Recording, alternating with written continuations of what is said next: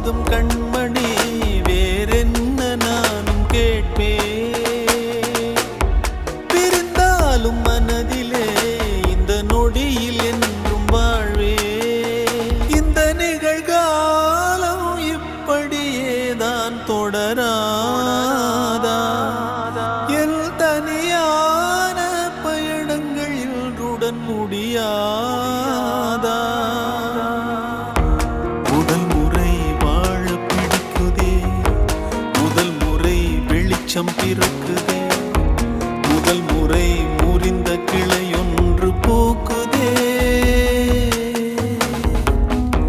முதல் முறை கதவு திறக்குதே, முதல் முறை காற்று வருகுதே, முதல் முறை கனவு பலிக்குதே அன்பே. ஆனந்தி, ஆனந்தி.